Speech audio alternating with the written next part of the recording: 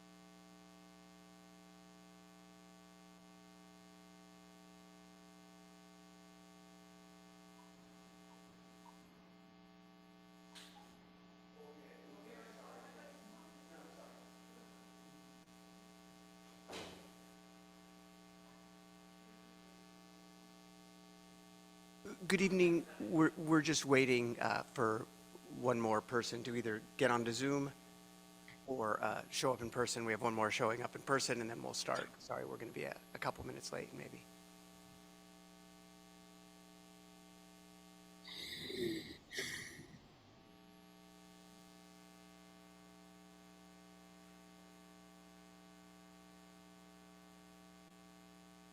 Mark Fritz is here. If I could just remind everybody on Zoom to please make sure you are muted unless you are speaking. I keep muting people, so please just be cognizant. Thank you. Is it possible for you to mute everyone except for Stephen and Mark at the moment? Great. Okay. Well, we now have 3 ADR members. 2 are on Zoom, and one more will be joining me here, and one more joining on Zoom momentarily. It is Tuesday, November 15th. This is the Ross ADR. My name is Mark Kruchnet, ADR member. We have 2 other ADR members on Zoom, Stephen Sutro in the upper right-hand corner, and Mark Fritz in the lower left corner there. Just to let you know how the meetings work, because I know many of you have not attended an ADR meeting before, when a project comes up, the town introduces the project for a couple minutes, then the owner and/or their design team presents the project. The ADR members ask any questions that we have, and after we're done with all of their presentation and our questions, we open it up to the public. If anyone has a comment or question, that's the time that you can participate. And then once that's done, we bring it back to the ADR for our recommendations to the town council.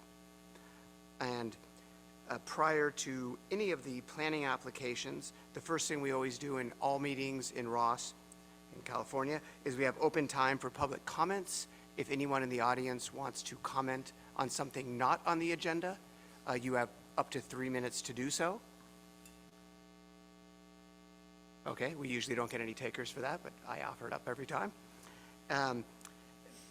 For the item number 3 is the approval of minutes from October 18th, the last meeting.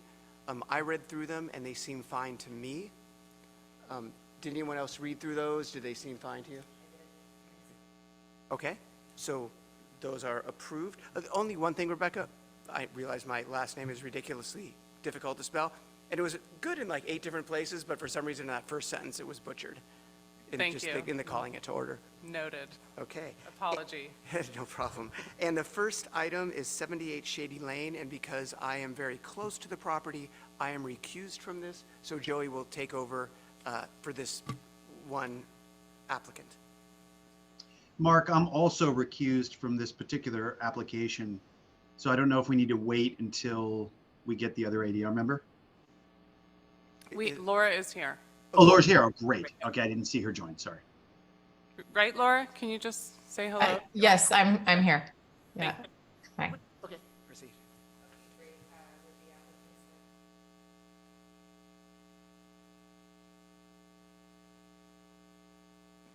I have a quick presentation to make.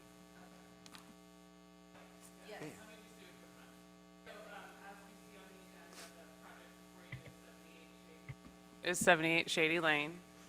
As indicated, the project includes design review, demolition, nonconformity permit, and a variance for the demolition of the carport and renovation of the home.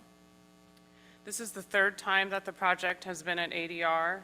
At the September ADR meeting, ADR members were adamant that a landscape architect be involved.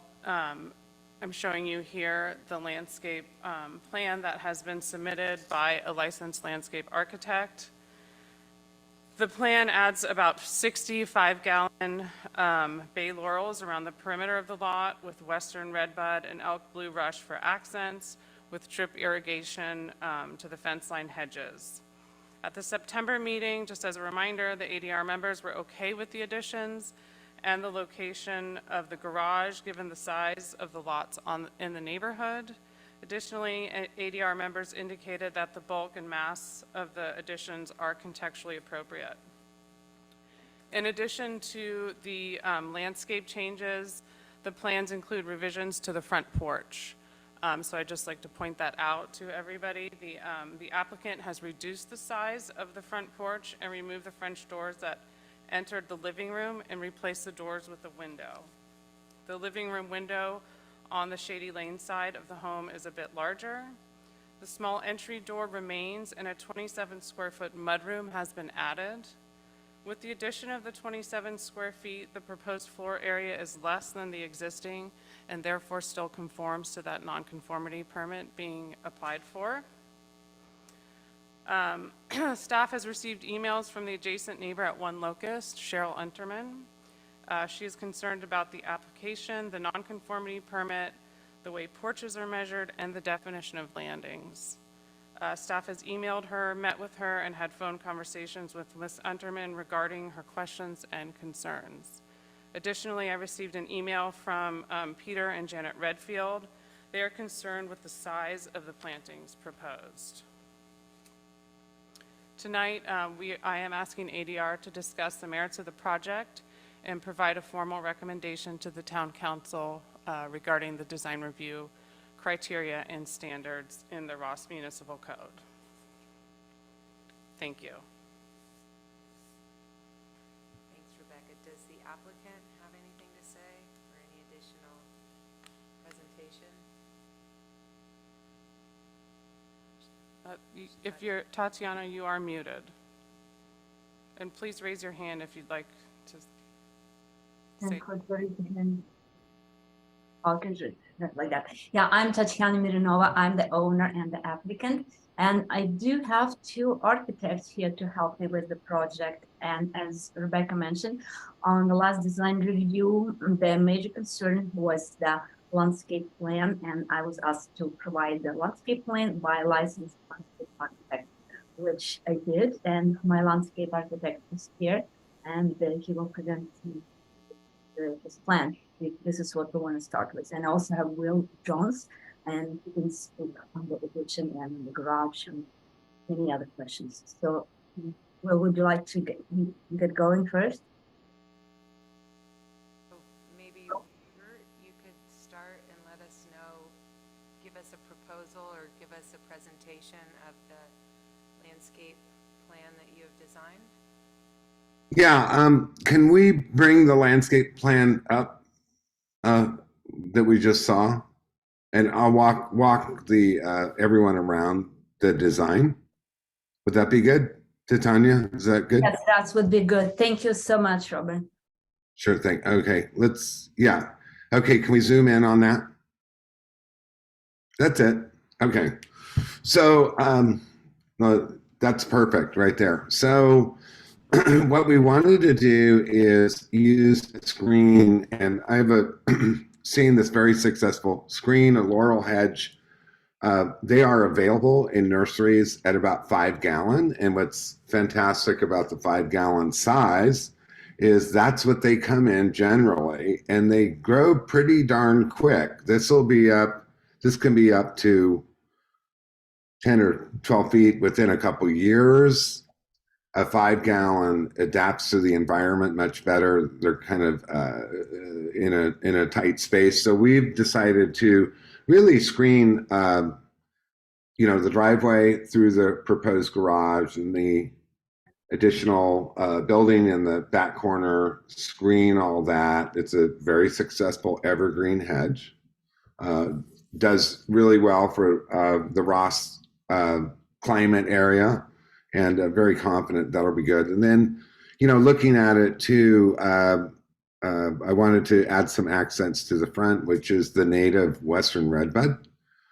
And we're keeping a lot of the trees and vegetation that are there on the site.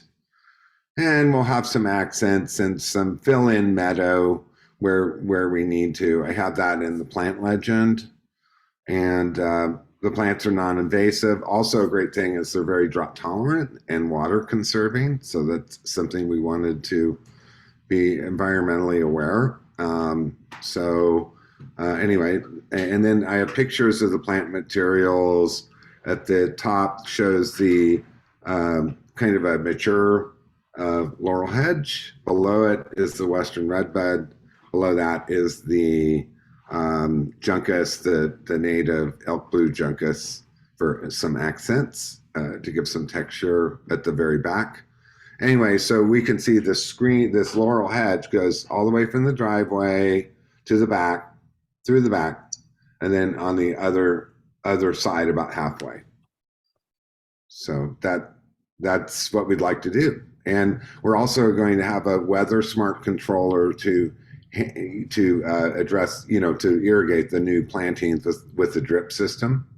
So again, that's a water conserving way to water plants, given how dry things have been.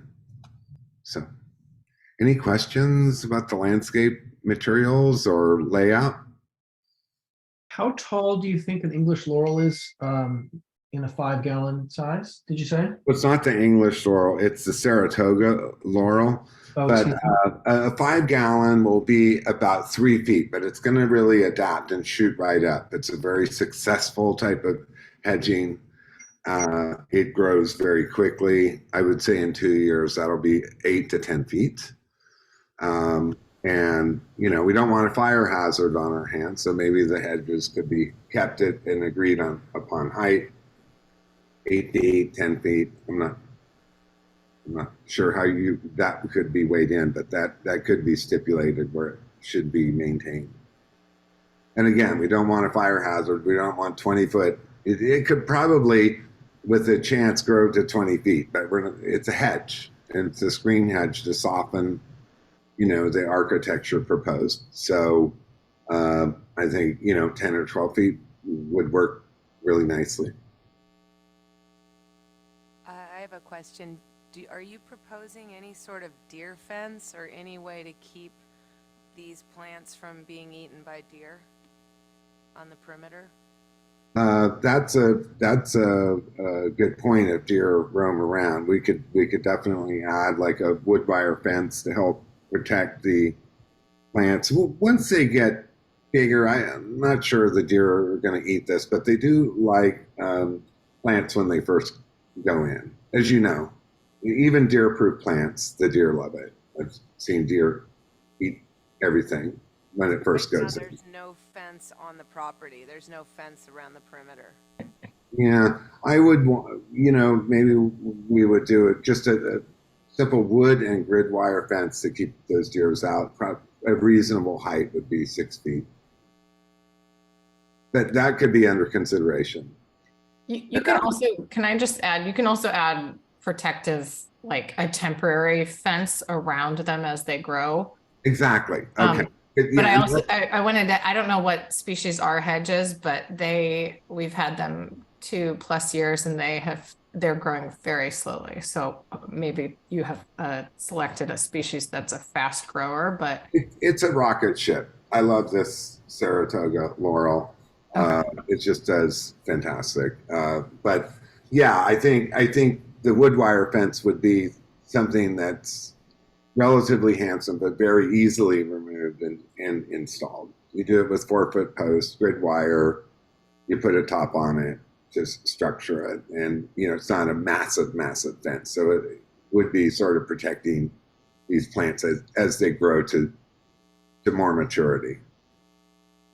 So my understanding here on the plan is that nothing new is happening in the front of the property except for the 2 western red buds and the 4-inch plugs of the meadow.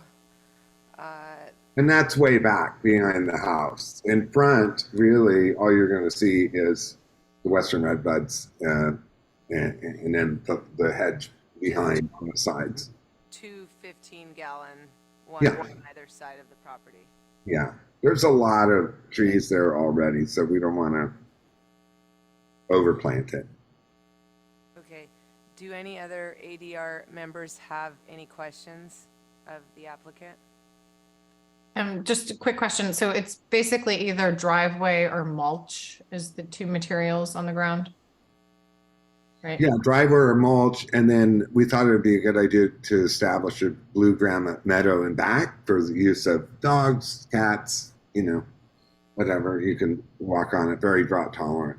But that's it. Mulch, driveway, a little meadow in the back, and then hedging. Screen hedges.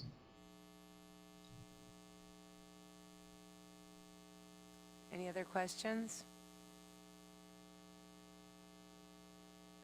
From the audience, are there any questions? General public? Sure.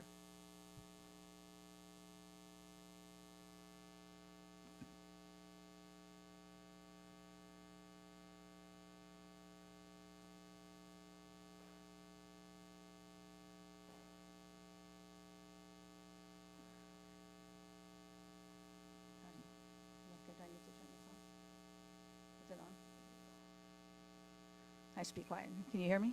Yes. Okay, sorry. Thank you. So I'd like to introduce myself, Cheryl Unterman, and this is my husband, Dennis Unterman, whose family has actually been in the nursery business for 100 years here in Marin County, so we can speak well to this. We've owned and lived at one locus for the last 35 years. And per the last ADR meeting, the applicant was to present a full landscape plan that was to be as quoted, planted heavily, increased greenery of property, and to be a really good landscape plan by a landscape architect to protect the privacy of the neighbors. I'm not sure if the landscape architect did come out to the property, but we would like to object to this proposed plan as that it does not address the entire property. Mulch is still in primary use, especially on the south and west sides of the property, and there is no adequate screening of the property. So we brought in one of these 5-gallon Laurel nobilis, which is a bay laurel hedge, as spec'd on the plan to be the entire perimeter hedge of the property. This plant is approximately 28 inches in height when planted and has a slow growth rate. A slow growth rate is considered to be 12 inches or less per year, under 1 foot of growth annually. It would take over 3 years to be even 5 feet tall. And I actually just pulled up Monrovia, who's a large grower here in California, and all of that information is right there. Also in the proposed screening notes on the plan, note 2 states that the screened shrubs shall be limbed 8 to 10 feet from the ground after maturity and plants fill in. At the growth rate of this shrub, this would be approximately 6 to 8 years. Also, note 7 on the plan says that all plants are existing except new screening hedges at east boundary of the property. This is not a true statement. So in regards to the proposed nonconformity permit and the Town of Ross design guidelines, I'd like to introduce Lisa White, our planner consultant, who will speak to these areas.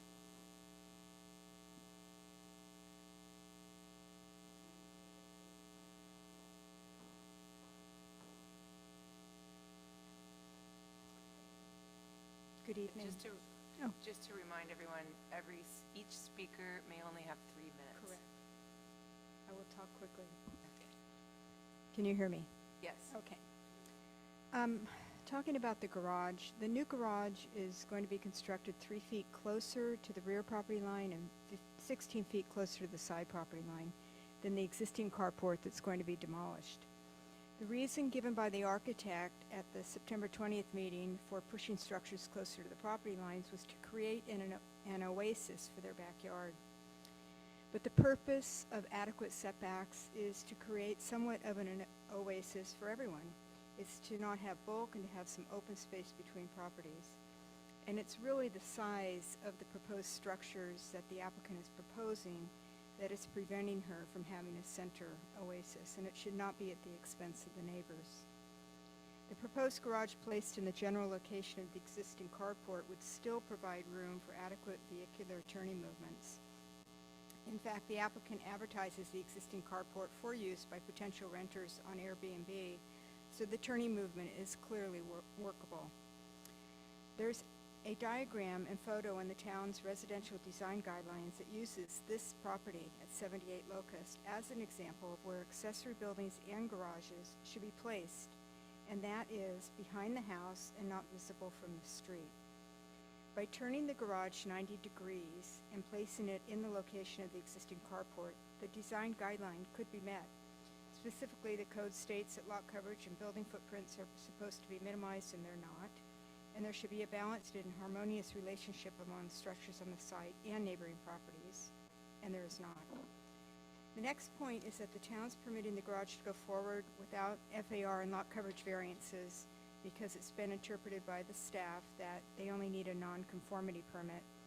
We recognize that you do not review non-conformity permits, but we feel it necessary to bring this to your attention because we're not sure they don't need variances, and you do review variances. The reason we're questioning the ability to obtain a nonconformity permit is that the code states in order to obtain this nonconformity permit, the nonconforming structures must have been lawful when constructed and existing at the time the 1967 ordinance was adopted. The property owner has the burden to prove by substantial evidence the nonconformity and legal status of the structure.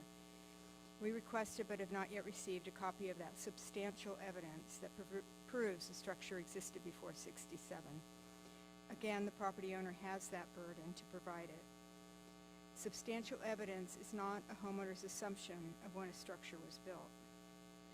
The planning director referred us to the application at 196 Lagunitas, which happens to also be on your agenda tonight, and that application includes a historical study that was prepared to support their nonconformity permit application, and we ask that this applicant be required to do the same. Thank you. So much. Are there any other comments or anyone?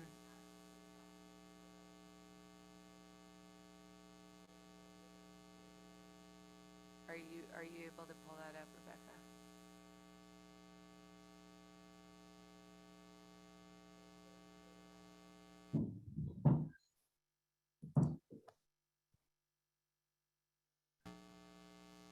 This document references ADUs, yes.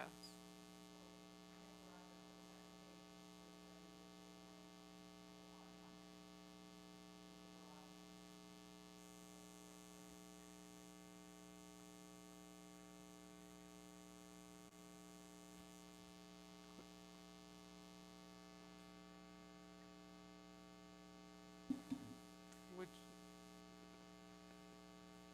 Okay, have you seen it? Pardon me? Have you seen it? Have I seen this? Yes, yes. Okay, thank you. Yes. Thank you. Are there any other questions by the ADR? Or, I'm sorry. Go ahead. Yeah, Sean would like to speak. Sean, can you unmute yourself? Hi, everyone. My name is Sean Svensson. I live basically 2 doors down from this proposed project at 84 Shady Lane, so in the direction of San Anselmo. And I just want to say that, it's not the applicant's fault that the Unterman's home is only a few feet away from her fence line, or that there's a home behind her backyard where the garage makes the most sense, the most functional sense, which is at the end of the driveway. But these are the anomalies that exist, and they're not unique to Ross or even to Shady Lane, because further down Shady Lane, a very similar situation exists where there's a home down a long driveway in back of another home. And so, as you've already encountered in this approval process to date, changes which benefit one neighbor could be found objectionable to the other, and vice versa. And, so you kind of put the applicant in a very difficult situation where, in this case, you're kind of trying to dance on the head of a pin. And so, as you can tell, since all competing interests cannot be met, this body, I think, should focus first and foremost, if you're going to prioritize anything, it should be on approving a project that suits the functionality and flow of those who are going to occupy the home. Okay, so that, I think, when there's no compromise, it's going to make sense with all the competing interests. I think the first priority has to be what's the most functional for those who are going to occupy the home. I've been watching this tangentially now. The applicant's presented an initial plan. She's relocated her garage to the 10-foot setback at the request of the backside neighbor. She's developed screening where everybody wanted it. She's changed the exterior treatments and generally taken a house which is an eyesore and come up with a plan to improve it and the neighborhood. So I, for one, encourage this body not to mire the applicant in extreme minutia with protracted delays, approval delays, simply because the adjacent neighbors, and perhaps one in particular, are completely resistant to any change at all. For instance, tonight, we've heard an objection to a type of planting without any recommendation or suggestion as to what would be a better planting. It's only to slow the project down. Similarly, here's the planner for Mrs. Unterman saying, bringing the whole garage location up again after it's already been dealt with and approved by this board, seemingly, to the current location and with the approval of the backside neighbor. So I would like to see this project move forward. I'd like to see the applicant treated fairly in this process and not mired in delays such as historical studies. I mean, come on. This house is a very, very old house, and it is an eyesore, and a historical study is not going to make any difference. It's just going to slow things down and cost the applicant more money. So thank you very much. Thanks, Sean. Are there any other comments from the public? I don't see anybody else on Zoom with their hand raised. Okay, questions from the ADR before we go to a vote on this or give our comments?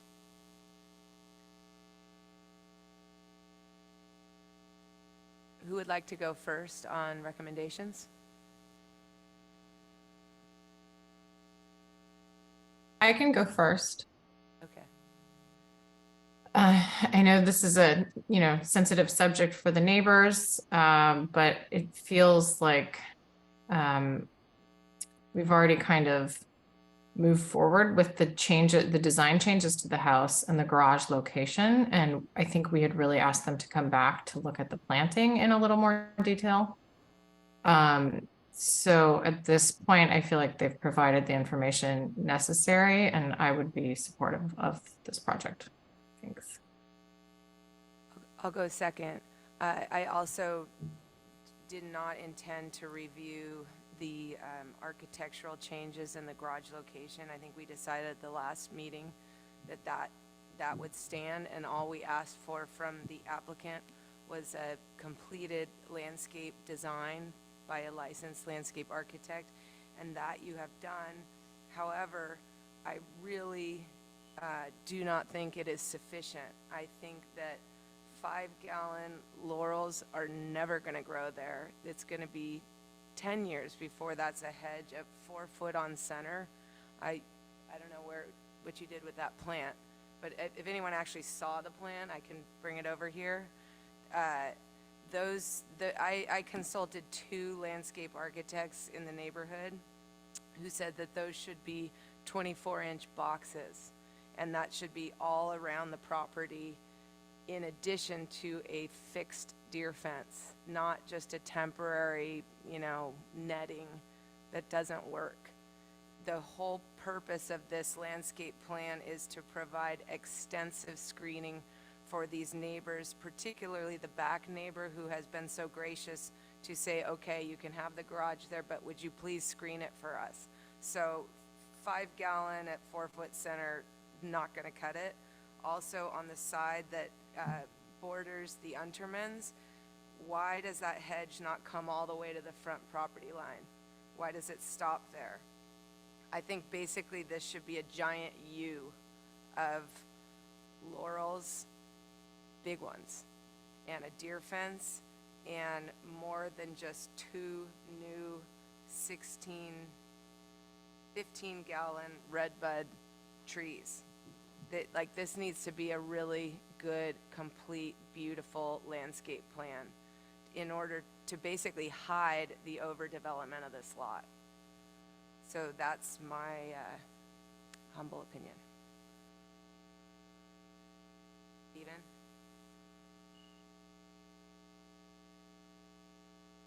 All right, I can approve of it as submitted with some kind of condition or modification about the height of that hedge.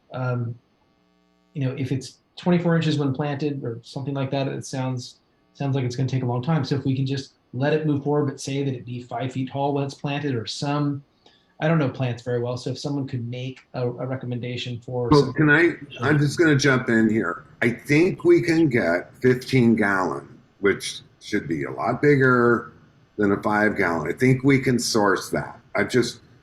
People don't necessarily grow hedge material in 24-inch box. They grow trees. But I could upsize that to 15-gallon, just throwing the idea out there with a deer fence. I just ordered 6 24-inch box laurels for my home. They are available. They're expensive. But anyhow, go ahead, Stephen. No, that's all. So I can approve it as submitted with some kind of intelligent condition about the height of the hedge, because I think that was its purpose, not for it to take years and years and years. Are there any other comments? So basically we have 2 people who could approve it as is. Or one person could approve it as is, one person can approve it if the height is specified, and one person who cannot approve it as drawn. Okay, I think I have enough information to move forward. I could personally, if this were to come back between meetings and those things were to be specified, I could move forward with it. I don't think they have to come back to another meeting. If I could email you an updated Yeah, landscape plan. it just has to be bigger and better. Okay. Okay? Thank Is that, you. everyone Yes. understand that? Everyone in the group? Yes, I do. Thank you. Okay. So let's move on to the next project. Thanks, Joey. Okay, the next project is 118 Winding Way. I'll let the town do a short presentation prior to the owners and/or design team doing their presentation. Good evening, Chair and ADR members. The applicant is requesting approval to construct a new 788 square foot ADU. Due to the natural grade, the ADU is over 16 feet high, therefore requires an ADU exception permit.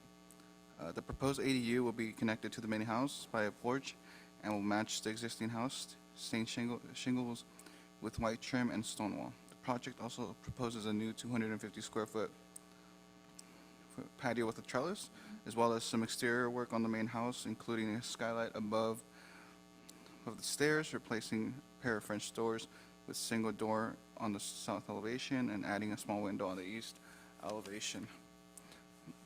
Staff requests that the ADR group discuss the merits of the project and provide a formal recommendation to the town council. Okay, now the owner and/or their design team can make their presentation.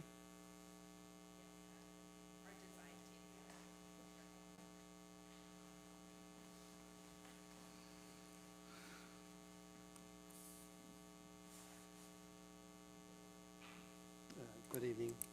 I'm Ron Sutton from Sutton Suzuki Architects, and I don't know, do you have a floor plan you could pull up? I didn't see. Is that microphone on? It's got lights. I have a sore throat, so it's, Oh, it's on. sorry. I just want to make sure that people online can all hear, even if we can Doesn't hear. wanna stay in its position, Maybe just speak really close to it, please. But then it falls down, I have to go down like this. All right. See if we can pull up a floor plan. So maybe I could give an introduction. So the property is a fairly large piece of property, 2.7 acres. And it's pretty secluded up on the hillside. You really don't know the house is up there unless you actually get up to the top where the property is, up the driveway. We've been working with Mary and Jim Bowie over the years. We did an extensive remodel to the house and restored the exterior of the house back in the late 90s, and did a couple accessory structures. So they came to us with the idea of adding the ADU to any place we could find to attach it to the house, with the thought that they live there now for over 30 years and they love their property, raise their kids there. They want to pretty much live out their lives there. So the ADU could actually, at some point, work as maybe a caretaker's unit as well. So we located it in a position that really is not seen by only one lower neighbor, maybe potentially maybe the top of the roof. But so it is 788 square feet, and we're allowed 800 square feet. It sits fairly well onto the property. It's tucked away to the side, and there's access from below for anybody to come up to the house where the parking area would be. And the side yard setback for an ADU is required to be 4 feet. We have a 25-foot setback to just the corners, then it falls away even further. We were required to submit it because of the sloping site. We exceed on the downside the 30, or we don't exceed, we exceed the 16 height limit on the downhill side, and so we're allowed to go up to 30 with an exception, and that's why we're here, basically, for that exception. The property is pretty well secluded, like I mentioned. There's large oak trees that protect and screen pretty much the building in place. We're using materials that match the existing house, the historic look of the house, with the white trims and the shingle siding that's very traditional. the existing house. And so we tried to make it just blend into the house as much as possible. So if you have any questions, I can answer them. Thank you. Do any ADR members have any questions about this project? I have a quick question. I think it's for Rebecca. Rebecca, this ADU, it's an ADU, not a JADU, is that right? It's an ADU, yes. ADU, and it has an internal connection as designed, is that right? I think it does. And is that, we've heard in projects previous that that is not in keeping with the code, or is that not accurate, what we've heard in the past? I don't think that's accurate. I've heard that rumor as well. You Okay. can have internal access. It's completely up to the property owner. I see, thank you.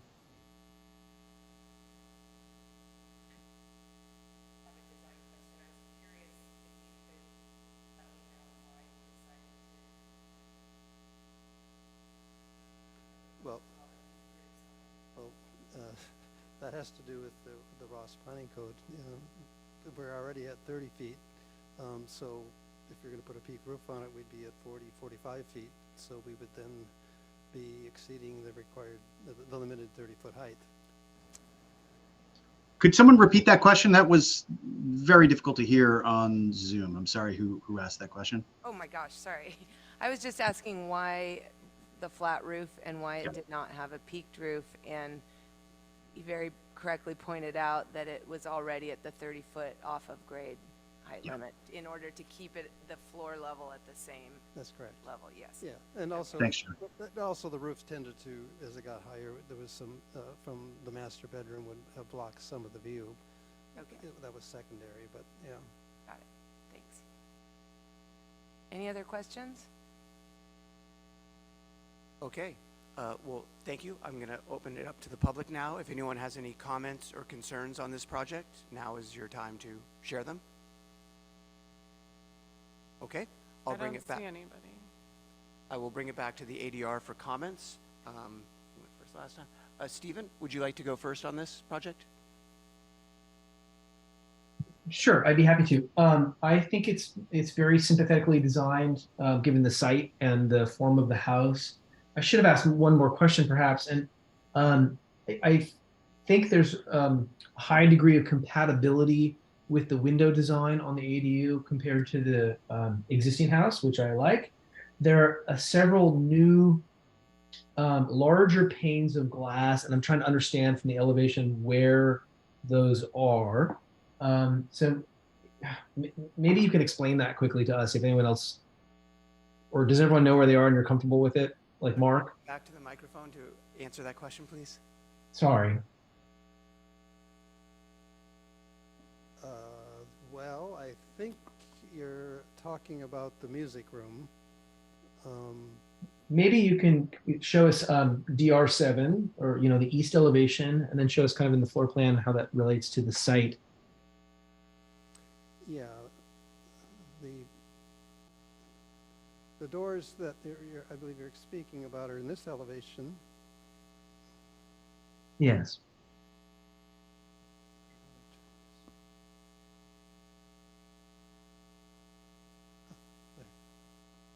Is it supposed to shine way over there? Oh, hold it. Okay. I can see that. Yeah. Maybe you can point out where in the floor plan they are. Yeah, and so we need a floor plan. So what these do, just to let you know that these do open out towards the pool. So it's kind of like a interior courtyard where the house is on this side. This is the side that faces away from any of the perimeter of the property. So it faces. I see. I got it now. Yep. These were, the idea was to be able to open this room up, which is the music room, to the pool area, so that when there could be a flow inside and out from the pool under that trellised area. I see where we are. Plan Thank if we you. would like, if there's a plan. I see where we are. No, thank you very much. Sorry, I didn't orient. Okay, sorry for that. I can approve this as submitted. I think it's well designed and in keeping with the topography and the architectural character of the house. And so I understand that an exception permit is needed for height, but I can I can find that it's compatible with the site and the architecture, and so approve of it as submitted. Thank you, Stephen. Who would like to go next? I can jump in, Mark. Yeah, I actually concur with Stephen 100%. I don't have any comments on this particular project. I think it's well designed and nestled in there. As much as I want to push it down further, I understand we want to keep that floor level the same as the main home. So it seems to make sense to lock it into that particular place. I like and I appreciate the efforts done on the lower portion to really make it blend into the landscape as much as possible with that stone base. I think it's a really nice addition. So I can fully support this project. Thank you, Mark. Joey? I was just about to say the same thing. I can fully support it as designed, and I think it's really well done. Laura? Yep, I don't have anything to add. I support the project as well. Thanks. I also support it. I think it'll be a lovely addition to a existing lovely home. So congratulations and thank you. The next project is 196 Lagunitas. I will let the town do a presentation first before the owners present their project. Thank you. The project tonight is located at, on the upper portion of Lagunitas Road across from Duff Lane. The property is a large lot, far exceeding the 10,000 square foot minimum lot size. This project proposes to demolish the 3 existing structures on the property, which are all non-conforming in nature. The existing dwelling units total 7,375 square feet. The property also includes a pool and a detached garage. The project proposes construction of a 6,901 square foot home, including a new pool, lawn area, outdoor dining, and new landscaping. The proposed home will be consolidated towards Lagunitas Road and conforms to all the development standards for the R1B10 zoning. The project requires a nonconformity permit to match the existing floor area of the home on the property. The total existing floor area is 7,375, and as mentioned, the project proposes 6,901. The primary exterior materials include cedar siding, bronze anodized steel for fascia and windows, synthetic wood louvers, basalt pavers, stone and masonry veneers. New landscaping and hardscaping are proposed throughout the property. At the time of finalization of the report, 10 emails were received in support of the project. I also received an email from the adjacent neighbor to the east, Susan Molinari Georgie, who is supportive of the project. However, she is concerned about privacy. She is trusting that the ADR members use their expertise to issue a recommendation based on the design review criteria, as she indicated in her email. And tonight, we are requesting that the ADR group discuss the merits of the project and provide a formal recommendation to the town council. Thank you. The owner is, great. And once again, just to remind you, please speak into the microphone just so that people on Zoom can hear us. I will do my best. Can you guys hear okay? Perfect, thank you. Great, thanks. I'm Cameron Breitner. This is my wife, Elizabeth. Trying to introduce you and speak into the microphone. Thanks for letting us be here. We appreciate the opportunity to speak with you and in particular, all the time that you all give to Ross. Hadn't appreciated until we embarked on this project what a time commitment that is for all of you. So tremendously appreciated. Just by way of background, Liz and I have lived in Ross for 8 years now. We have 3 relatively young kids in school, a kindergartner, 2nd grade, and a 4th grader, so still relatively early in our Ross journey. We love the town. We were very involved in the school and the community, both of us, and we certainly want Ross to be where our family is centered forever. We presently live on Laurel Grove.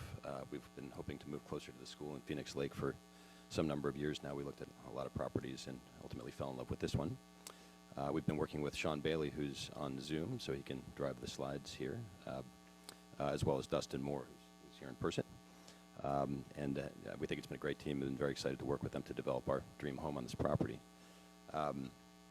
As you can probably imagine from having reviewed the submission, the current configuration of the property doesn't suit itself well to what we consider to be conventional family living. There are 3 fairly sizable separate structures, all of which are majorly non-conforming. There's really not a usable yard for the kids, fairly small pool. So we felt like we had to reimagine the property fairly completely when we embarked on this. As we worked with Sean and Dustin to develop a new property layout, we think it's much more conventional for family living and a better use of space. As you've seen in our submission, we prefer a more modern aesthetic, but we've tried to temper that to make sure it's warm and fits well into the environment and to be consistent with the Ross design standards. As we thought about the property, we wanted to place the home and the outdoor spaces in a way that maximizes the use of the sunny areas in the middle and northern ends of the property and creates a generous lawn for our kids. They're a bit sports obsessed, so that was a real priority for us. And we tried to stay away from the shadier and the noisier areas at the southern end of the lot in terms of where we would situate our the space that our family would use. So we worked and tried hard to try and achieve all this while making sure the project meets all the design standards and fits into the neighborhood. It was important for us not to ask for any variances and try to present a very clean project for all of you. We hope to move forward expeditiously. It was also important for us to design the home in a way that was super considerate of all of our neighbors, and so we spent quite a bit of time, as was noted, with all of our immediate neighbors on the perimeter and actually a number of others up and down the street, and they've kindly spent quite a bit of time with us reviewing our plans.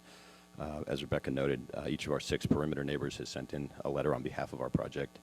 I think these have all made their way to you, and as noted, Susan is here today. We spent quite a bit of time with Susan, given the proximity in particular of her home to ours on the eastern property line that we share, and have worked hard to make sure that we have a screening approach that maintains her privacy, and I think ultimately is quite a net benefit to her home. And again, we've received, I think, another 6 letters of support from others within a block or 2 up and down the street in favor of the project kindly. So as a result of all this, we hope our plan achieves our dreams for the property and hopefully meets the design criteria and improves the outcomes, I think, for each of our neighbors. So thank you very much for giving me the opportunity to discuss it today, and I'll hand it to Sean if I can to speak about the architectural components, and perhaps Dustin can have a moment or 2 to just speak about the landscape components. Thank you. That's okay. Thank you. Should we do a? Can you guys hear me okay? Yes.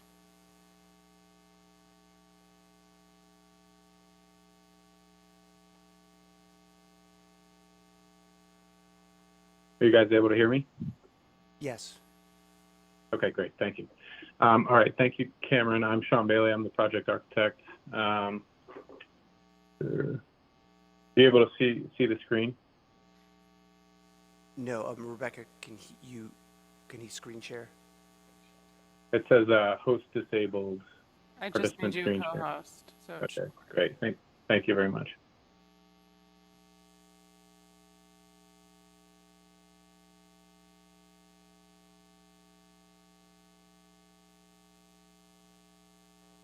Okay, are you able to see it now? Yes. Okay, great. Thank you, guys. All right, I'm Sean Bailey. I'm the project architect. I feel very fortunate. I've had a chance to work with Cameron and Elizabeth. We've been wonderful clients. It's an incredibly beautiful property in a great part of Ross. And we have a great design team. Dustin with Strata, I think, has done an incredible job on the landscape design. And Lee and Braze on the civil team have been great as well. So Cameron talked a little bit about the site. There is currently 3 dwelling units on it. There's a 3-story main residence and then 2 separate 2-story dwelling units. All of them sit in setbacks very close to property lines and neighboring houses and are non-conforming. So we did want to combine, demo those and make one conforming main structure that preserves more open space at the rear of the property. So this slide here just shows the 3 separate houses. This slide here, the site plan on the left is basically the existing plan. So again, you can see the 3 separate structures, all of which are in side yard setbacks. And this one is in the side and rear yard setback. And then the hatched gray area here is our proposed building envelope. And then on the right is our proposed site plan that shows some of the outdoor amenities that are also proposed. A couple quick program goals that we set out to achieve from the beginning was creating a home that maximizes indoor-outdoor connectivity, creates integrated outdoor living space that includes a sizable yard for Cameron Elizabeth's children, and a pool and outdoor living area. As we mentioned, positioning the home on the southern end of the site after site analysis, kind of felt like the right thing to do for us because it preserves the northern end for landscape and outdoor space. 3, we wanted to create an architectural style that was modern, but also a warm modernism that meets the Town of Ross design guidelines. We wanted to design a home that fits with all the Ross planning code, requires no variances, and obtains neighbor support, which I believe we've been able to do. And then another one, we wanted to design a home that maximizes program allocation to primarily the main ground level. So about 2/3 of the home's floor area is on the ground level and primarily just bedrooms on the upper level. And lastly, we want to design a home for Kevin and Elizabeth's family that they can enjoy for many years. It's kind of their dream family home, and it needed to be something that fits into the neighborhood and creates an architecture that holds up over time. A little bit more on residence placement on the site. It was placed thoughtfully on the site with neighbor effects in mind, so it was pushed towards the south side. It, we believe, improves views and privacy for all neighbors. We needed to be cognizant of how close it was to Lagunitas Road to have a nice street presence there. It's about double what the front yard setback is. So we believe it's not too close to Lagunitas, but also is placed in a way that is respectful to the neighboring properties. It also makes best use of the sunniest portion of the property and affords the owners some privacy on the outdoor lawn. And also, I think, gives them a little acoustical privacy from some of the more high activity locations, the Lagunitas Club and some of the public parking areas, and just a lot of users of Lagunitas Road. The facade design, landscape screening on Lagunitas is obviously a very important component for the board and community members since it's such a well-used street. So we thoughtfully designed that to limit visibility for most of the cars and pedestrians on the road. The materials are relying predominantly on subdued natural materials. As I mentioned, it sits back 50% farther than the front yard setback. And Dustin will cover the substantial landscape screening that we're proposing parallel to Lagunitas Road. So quickly, the Ross design guidelines, design excellence and neighborhood context. So the design is carefully integrated with the landscape, site topography. Sean, sorry, why don't we just move on to the actual plans? Because we're familiar with the Ross design guidelines. We don't need you to, reiterate them to us. Okay, fair enough. All right, I'll quickly go material palette here. We're proposing basalt stone, a couple accent walls of limestone, basalt pavers, glass and bronze aluminum, and cedar siding. This here is a rendering. So this would be once you come in beyond the front yard fencing. So there's screening behind us in this view, but it shows the entry view and the different combination of those materials and landscape integration.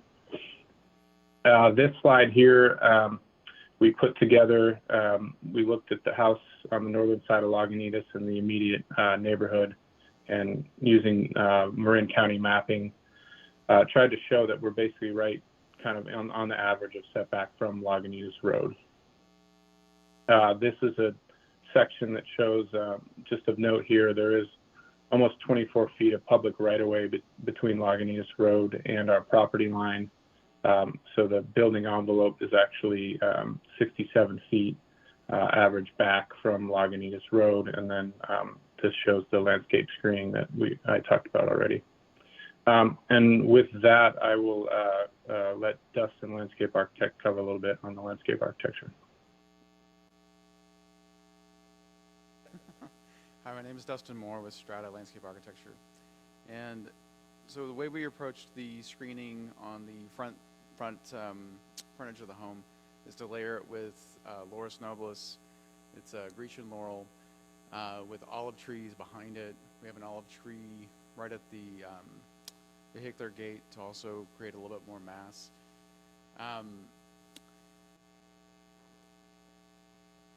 Everyone's familiar with olive trees.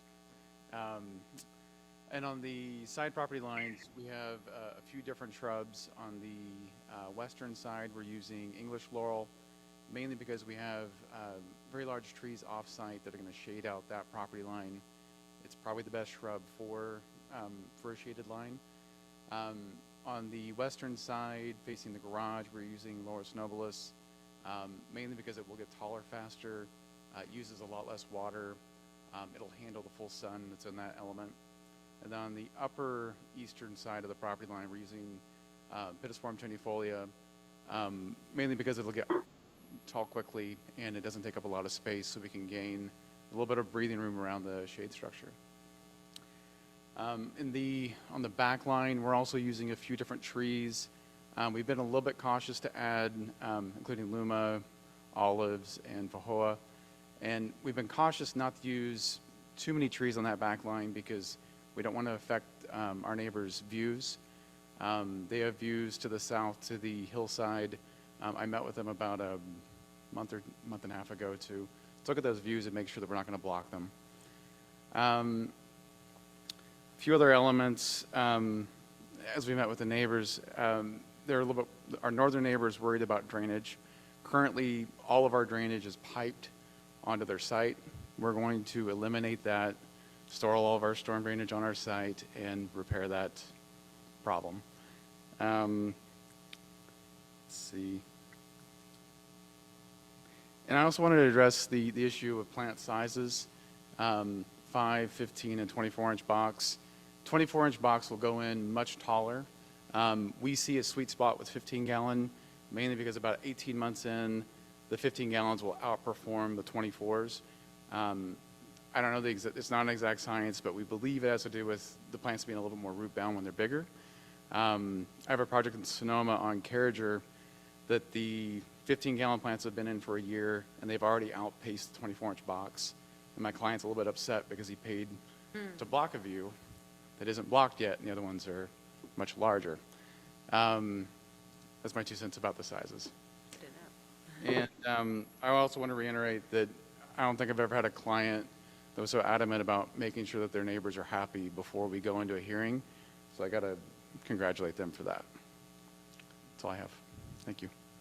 Thank you. Are we done? It would be nice if the architect could go over, if Sean could go over the front of the house and show us a facade that doesn't have the blocking landscaping in front. I was actually going to ask for the same thing. Do you have a rendering without the landscape so we can see what the house looks like without the trees in front? I don't have a rendering. I could pull up an elevation if that's helpful, but I mean, I guess the rendering I showed, I think, is the closest we have to what you're asking for. Let me go back to it.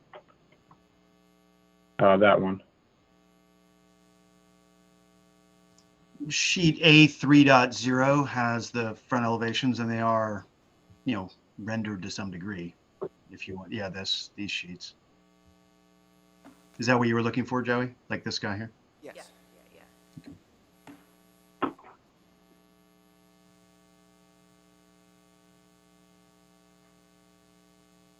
Yeah, so this is obviously the elevation that faces Lagunitas Road. So hopefully you can see it beyond the landscape screening here. We're proposing some horizontal louvers at the upper level windows here and along this glass area adjacent to the entry. Is that what you were looking to see, Joey? Yeah. Do you have that same elevation without the trees in front of it? The one from the submission, Sean? Yes.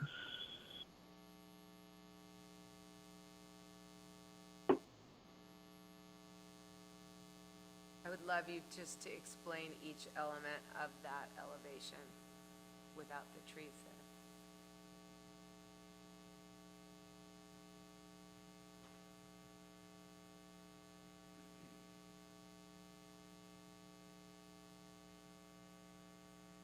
Sorry, I'm just tracking them down. I think they're in an older one.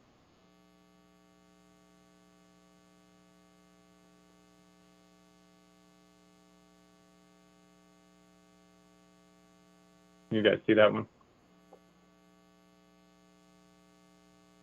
Yes. Yes. The trees are much more shaded.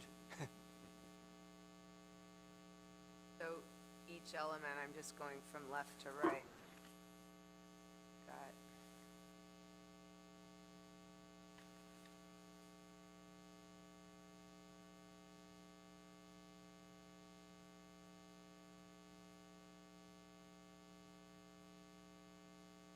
I don't think Sean heard you, Joey. Oh, yes. I'm sorry. Was there a question? I didn't hear that. So I'm just looking at the elevation that you have up there, and I wonder if you can just go from left to right. I see it's the cedar, then it's the louvers. I'm just kind of, my plan is very small, as is yours, and I'm trying to understand what those different materials and sections are. Okay. I'm sorry. Yeah, I had trouble hearing there. I heard that though. Okay. So there is most of the base is that darker basalt masonry. So I suppose it's a little hard to see at this scale, but what's labeled as 5 is the basalt. And then the horizontal louvers, the wood synthetic horizontal louvers are here in the middle to the right of the front door. Primarily the upper level is the Alaskan yellow cedar, a horizontal siding. And then on the left side here would be the same basalt masonry veneer. And then there's a couple accent walls, which would be that beige limestone tile, which is what's labeled 4 here. So they're kind of these features that frame the entry. And there are 3 of those sort of more monolithic walls there. And it looks like there's a green roof on the kind of the balcony level. Yeah, yes, there would be, it wouldn't be a proper sod roof for the whole thing, but it would be a perimeter planter that would be about 18 inches wide. So Dustin had some low maintenance, almost sort of succulent plants that would achieve that look of having some greenery over that edge, but not be an entire sod roof. But they would hopefully soften that edge a little bit. Okay, thanks. If we could stay on this, I just have a question on the front facade as well. I recognize you have indicated there's some solar panels on the project. Is there any intent, because you have a very thin deck, right, on the roof? Is there an intent to screen those? Do they show up, do you believe, in that front elevation? Like just maybe some thoughts around how you would approach that. Sure. Yeah, it's a good question. So we're trying to do a detail where it's thinner at the edge, and then once it gets back to the building envelope line, it steps up. So it appears thin fascia, but it actually would be thicker as it goes back. And so I think the solar panel layout, we haven't finalized that. We've had some initial discussions. And so the 2 upper roofs are good locations for it. But I think with the roof overhangs and the height, the site optics, I would be pretty surprised if you could see the solar panels. But it's something we could study. And if it was something we needed to screen, I think we could do something like that. But I feel like it's a high enough. Yeah, I don't feel like you'd see them based on sight lines, but we could do some further studies of that. Okay. Yeah, curious if it adds to the bulk mass from the front elevation from the street level. Mm-hmm. Or Stephen, do you have any questions? I think that, no, I don't have questions, but one of the points that I'm going to bring up is a small one, but it's the balcony that is on the right side of this drawing. And so maybe, Sean, you can show us where it is and explain it a little bit, just an east elevation and a floor plan. Because I think it's one of the elements of the project that challenges privacy the most.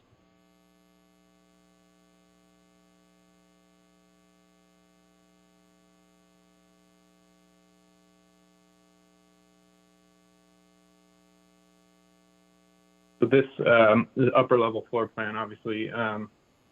So the decks are primarily over on this side, which I think are fairly good in terms of neighbor privacy.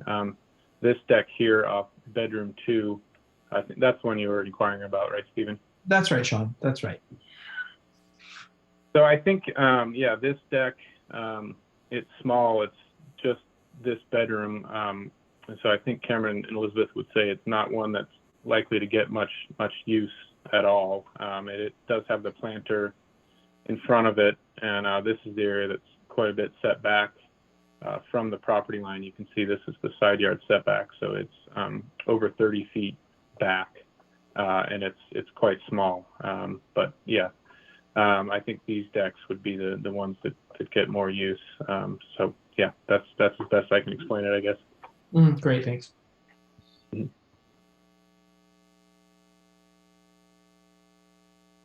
Laura, do you have any questions?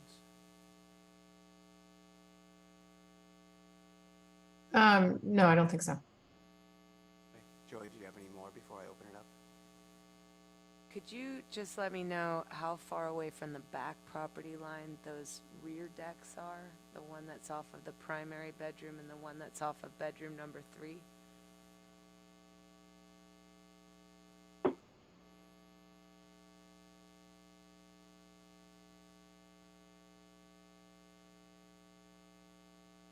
Like a long way.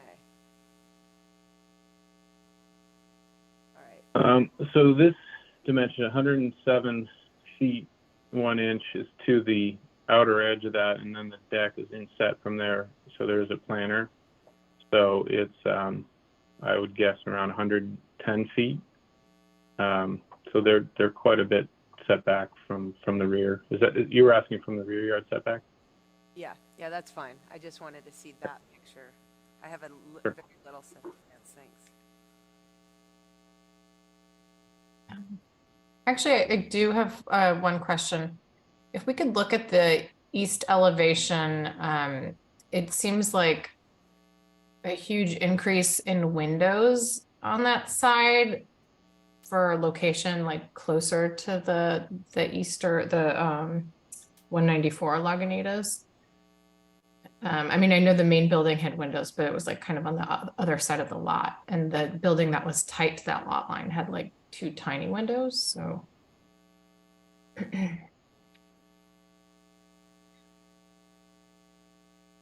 So I think the windows on this side were obviously a sensitive issue. I'll say, that most of them are clear story. You can see here, so that's the bedroom one. There's a really small one on that bedroom.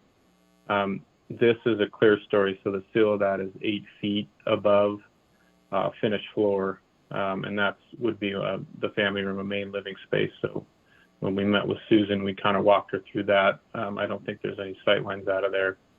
The other couples are small and then clear story. So we were certainly cognizant that would be something important to her for obvious reasons, and tried to address it. Thank you. Are there any other ADR questions? It's probably on the plans, but the height of that trellis in the backyard, I was there today. The long structure that's going into the backyard near covered roofed outdoor kitchen area. The height. Yeah, I'm so sorry. It's cutting out a little bit. Were you asking what that height is? Yes. Okay. Yeah, let me check here. Of the painted metal trellis that goes into the backyard. I believe it's 9 feet, but Sean would check the drawings. Yeah, give me 1 second. I'll pull it up here.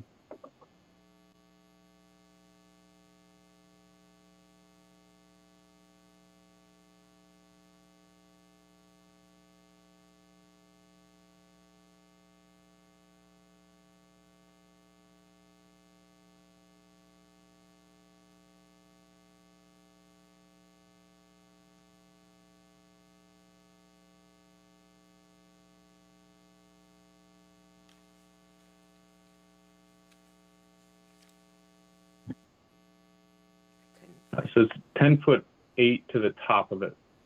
Okay. Thank you. Thank you. Okay, now I will. And you can see it. Go ahead. Sorry, go ahead. That's it. I'll open it up to the public if there are any comments or questions in the back. Oh, could you come up to the microphone to speak so people not in the room can hear you? Thank you.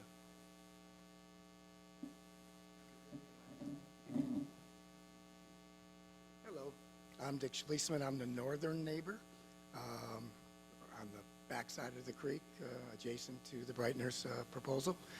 First of all, I've found that it's always good to have a neighbor come in and support your project. So first of all, I do support it. I've been wondering for 37 years what would happen to that property when it eventually gets torn down. So we're very, very happy with the plans that Cameron and Elizabeth have put together.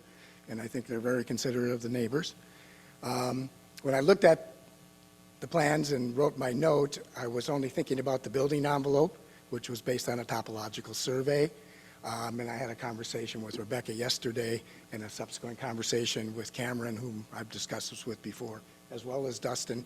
And I've only requested that we have a full survey done because I believe that the creek is actually on their property, and the way it's currently designed, it appears it's on my property, and I just want to finalize that once and for all after 37 years. Because I've ended up maintaining the creek as a favor to the Van Buskirks when I first moved in, and I'd like to stop. So that's my comment, and thank you very much. Thank you. Thank you.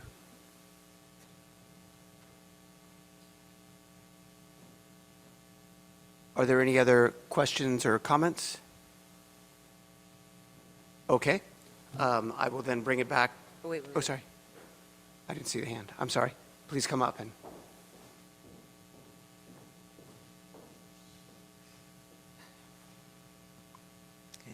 I'm Susan Georgie, and I'm the neighbor on the easterly side of the proposed project. And I have met with the Brightners, I believe it's 3 times, and with Sean.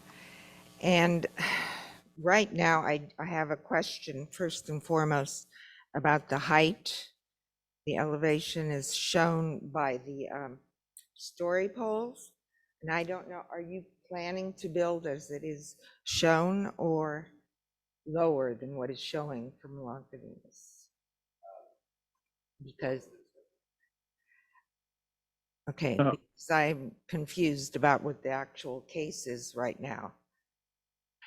If I could just jump in, we do have Please. a letter from an engineer certifying that the height of the story poles are according to the plans, if that helps. So yeah, the height of the story poles is accurate.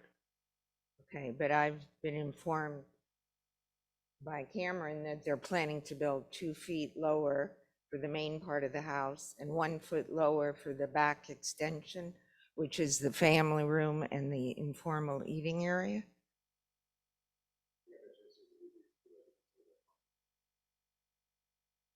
Is Cameron, maybe Cameron can speak to that. I think we're presenting what we've drawn up tonight, and that would be a discussion. But yeah, I would probably defer to Cameron on that. Sorry. So, I don't know if he's still in the room.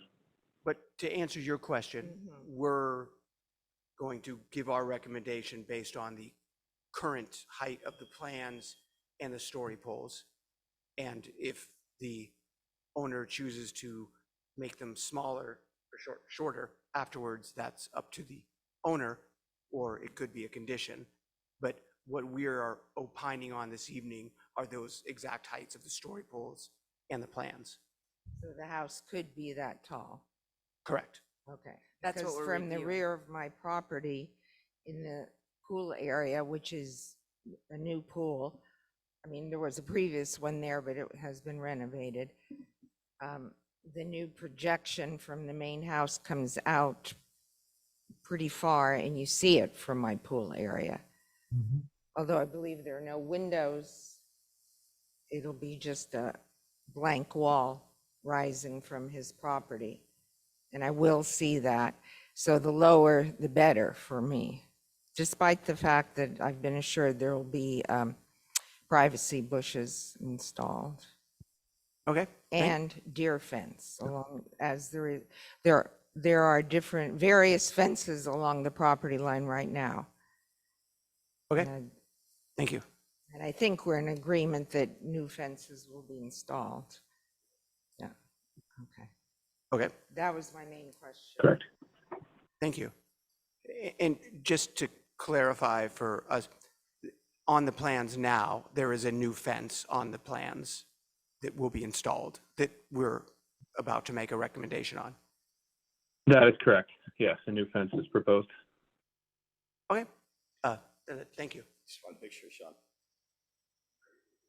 Okay, let's see, Stephen went first last time.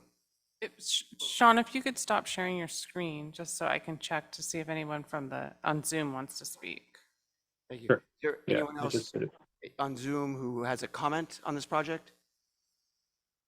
I don't see anyone, thank you. Okay, I'll bring it back to the ADR for recommendations.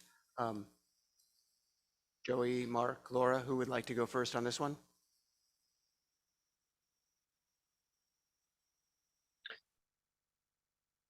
I'm happy to go. Oh, okay. Yeah, I'll jump in if you want, Steve, but go ahead. Okay.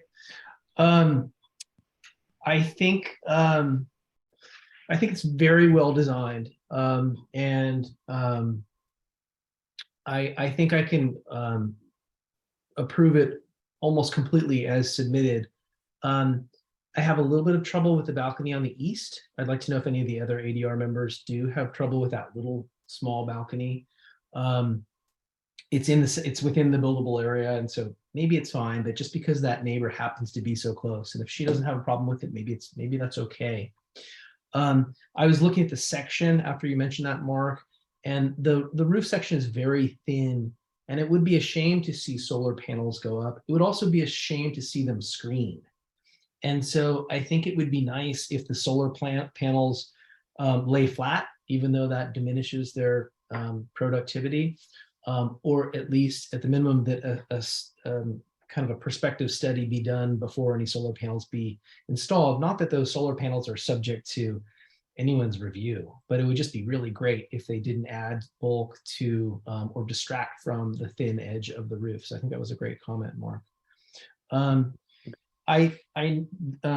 The design of the house is very contemporary, of course, but I think that the materials are really successful, and the kind of the modulation and design of the facade, the rhythm of the facade is very sensitively designed. And I think that because of that, it fits into the context of the kind of pattern of houses along Lagunitas. It's certainly not like most houses, but I think that from my perspective, that's welcome because it meets the design criteria in many ways. So I might be missing certain components that the other ADR members point out, but I'd be prepared to approve it as submitted with a condition that the east deck be removed, and that just with the note or comment or suggestion that solar panels be sensitively studied before they be implemented. And I didn't understand very well the mature or not mature, the heights of the trees and things at the front that help screen it, like the height of those olive trees. And I didn't see in the landscape plan what's planned in front of the fence. And so maybe we could look at that, but those are my only comments. I think that the site design is great. I respect that it complies with all of the regulations, the planning code. And so I think it's a great project. Thank you, Stephen. I'll go next. I agree with everything Stephen said, including a deck that I don't think should be there just for privacy for the neighbor. Usually we don't like to see second story decks that are anywhere that are facing sort of outside the property as opposed to inside, which that nice big one is much more inside the property. I love the fact that you're taking 3 non-conforming buildings and bring it all into conformity. It's a long drumbeat of the town, and thank you for doing that. Although part of that current property seems sort of quaint, it also seems very bizarre that they put all the buildings on the outside. We always try to discourage that. There's a huge amount of hardscape in the middle that everybody sees. So I think it'll be much nicer with all of your landscaping. And just on a side note for the town, I think we should always require a rendering without plants blocking the rendering. Because if you have enough plants, you don't see any of the house. And maybe that'll be what we all see 2 years from now, great, but we still want to judge the architecture for what it is. Thank you. I'll go next. I think it's really beautifully designed, and I agree with the two that went before me, that it does a great job of bringing all of the mass into the center of the lot and adhering to the town standards and codes. And I think the materials are great. They're natural, and there's enough variation where it's not too monolithic.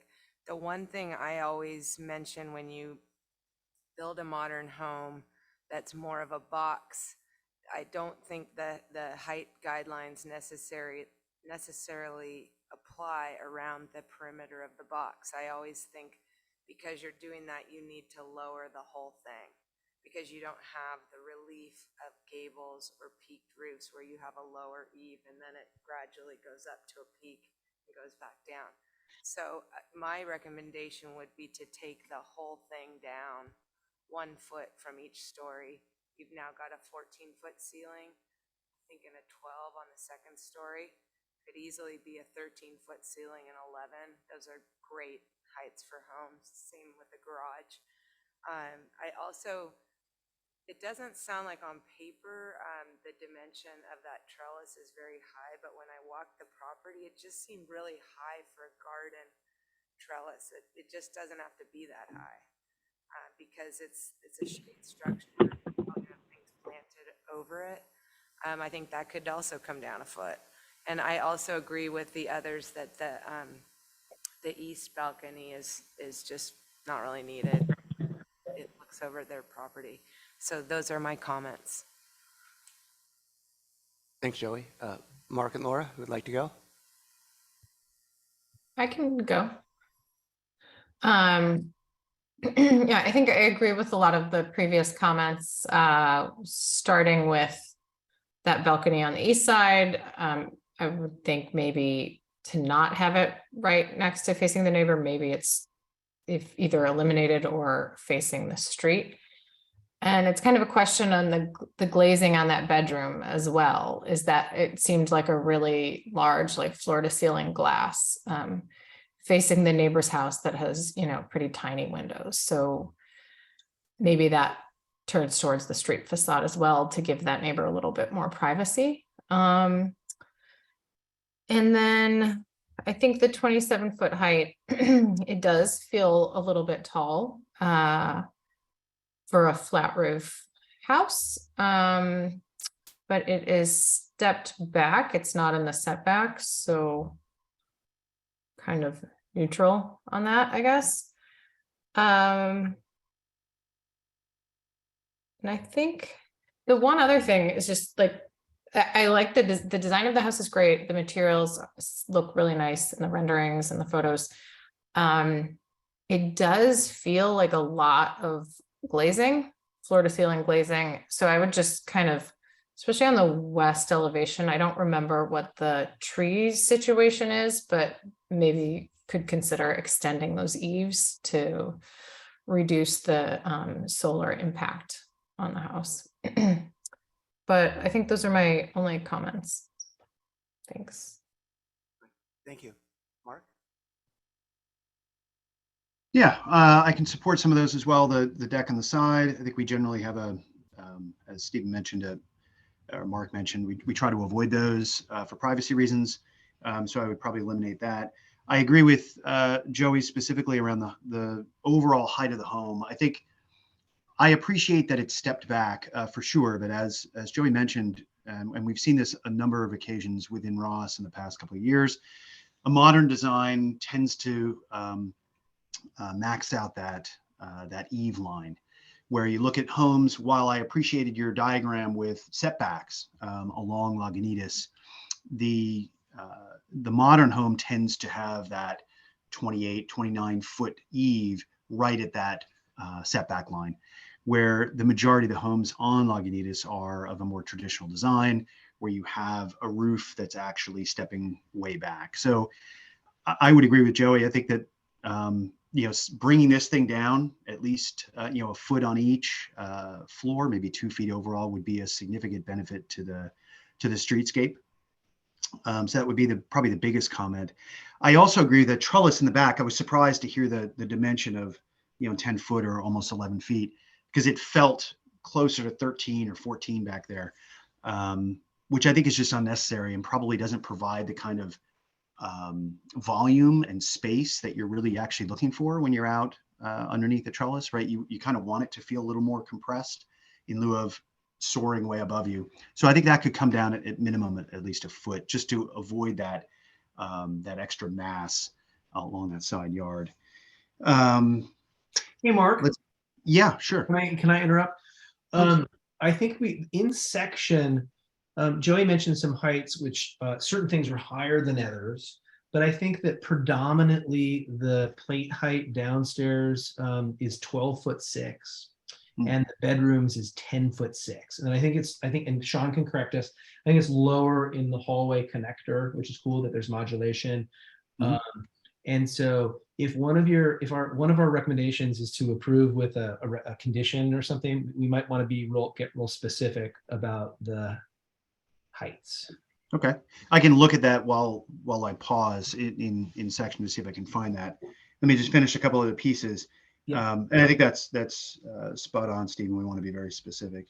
The other thing that kind of jumped out at me, and this is not a comment we usually make, but or spend time on, is the lighting.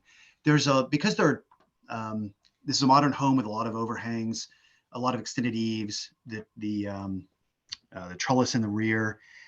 Looking at the lighting plan, I'm not a specific lighting designer, but you do get a sense of this. It seemed excessive. I have seen a number of projects recently in the modern aesthetic with these long overhangs where you're lighting the exterior of the home and it turns into, we used to call it the lantern effect. Mostly that's in relationship to the amount of glazing. But this actually has a sort of almost opposite where you're lighting the exterior of the home.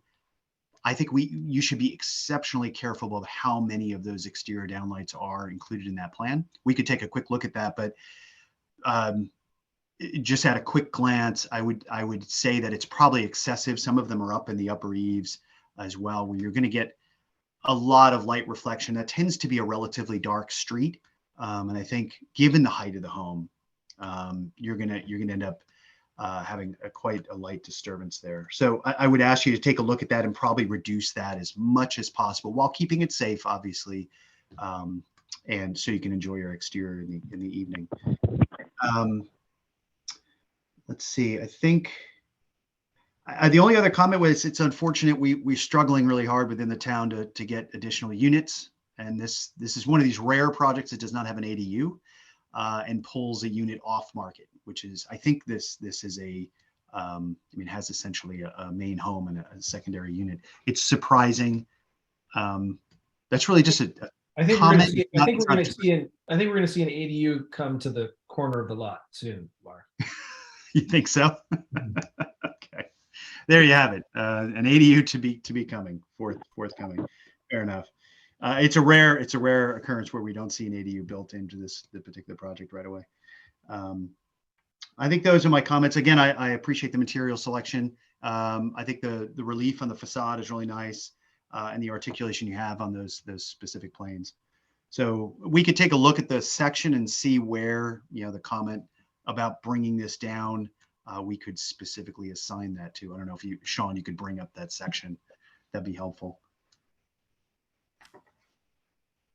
Rebecca, can you give the screen back to Sean to bring that section up? Are we talking the floor to floor? We still co-host, but I think I have the plans too. Sean, do you hear that? I do, yeah. I'm pulling it up right now. Can you guys hear me? Yes. It's sheet A 4.0. I just pulled it up on the screen if you guys are able to hear me. Stephen was spot on. We have a 12.5-foot ceiling height on the lower level and a 10.5 on the bedroom, the upper level. So I was going from the elevations where it shows a 14.6 to the upper level and then 12.5 or 12.6 to the roof. Those were just the two dimensions. What brings it down to 12? The bath and hallway there. I must have missed something. What sheet are you looking at, Joey? I'm on 3.0, just the elevations that show basically the floor to floor main level, and then it's 14.6 and 12'6". Say, for example, on the north elevation, or any of, all I four of think these. it's elevations. interior versus exterior. Right. So a foot So and a I half- guess a foot my of floor recommendation, between. just looking at it from the street, it just looks really tall. I think you could probably lose a foot on each story. Understand that. I mean, I guess to that, sorry, sorry, I didn't mean to jump in. Is that totally inappropriate? Go ahead. Was there somebody else that needed to speak? Sorry, Rebecca, is there somebody else that hasn't gone yet? I think from our perspective, honestly,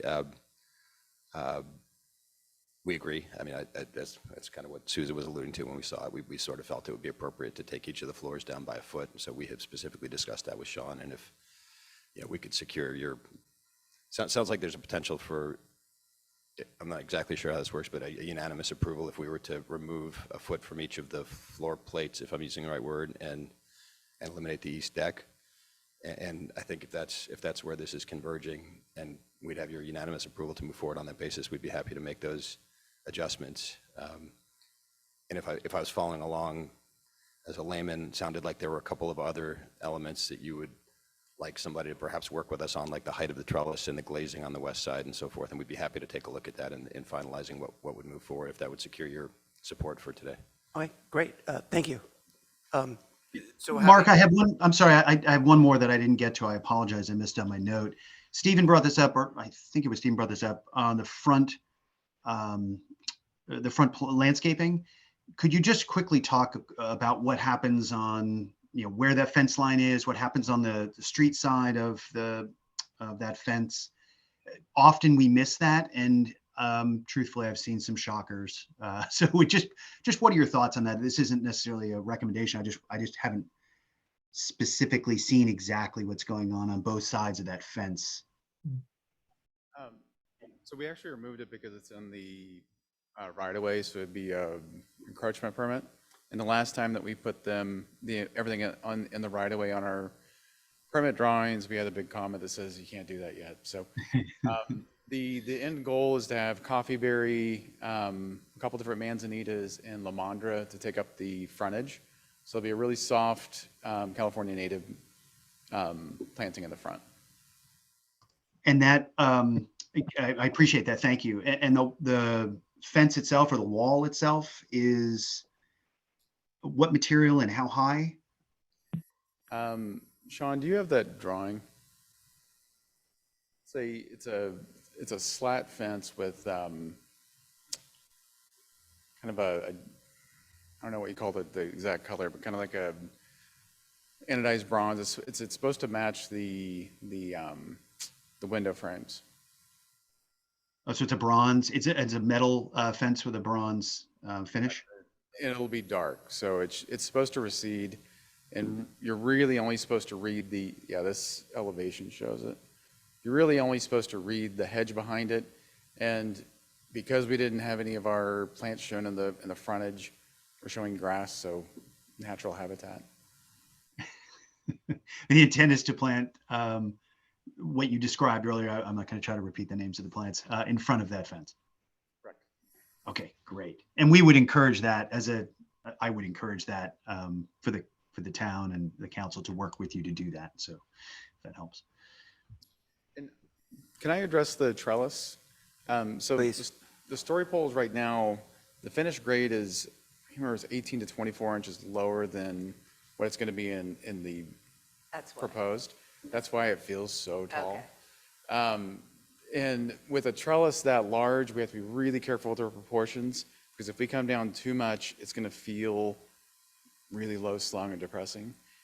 That's what set our height as high as it is. That 2 feet is what was missing. So I appreciate that. Story poles are well over 12 and a half out of the ground. Yeah, they felt like a 13. When you said 10, I thought that doesn't sound right. Okay, that helps me. Joey, I don't know how you feel about your comment, but that sort of that makes me feel a little better about it. And there's one other comment I wanted to address about the shrubs on the eastern side. We're going to work with Susan on those heights. We have to hit kind of a magic balance of being high enough to block the building, but I don't want to shade out your pool. So we'll work with you on that height. So, thank you. Thank you. And Rebecca, now that I've heard several of my colleagues make their comments, I also do agree with them with the lower roof line that the owner just addressed. So I think you have all of our comments and recommendations then. Is that, just one clarification point, is an interior plate height on each floor lowered by a foot? Is that sort of? Why don't we just say that the overall height be lower by 2 feet than the proposed, and then they can apportion it how they wish on the inside. And John can work with that. Because, you know, it might be 15 inches on one floor, et cetera. Okay. And we don't want to get into the efficiency of the structural and mechanical package at each floor. Yeah. Okay, appreciated, thank you. Another, so I don't think they need to come back, but we did address this sort of lantern effect with so much glazing, especially on the side elevations, and we kind of touched on that, but there's just a lot of glazing on the sides that face the neighbors that at night will be really bright. Okay, thank you. Thank you. Thank you for your time, and good luck with your beautiful project. Good luck. Okay, the last of the items on the agenda, well, the last of the design items is 8 North Road. And I'll let the town do a presentation on that. Okay.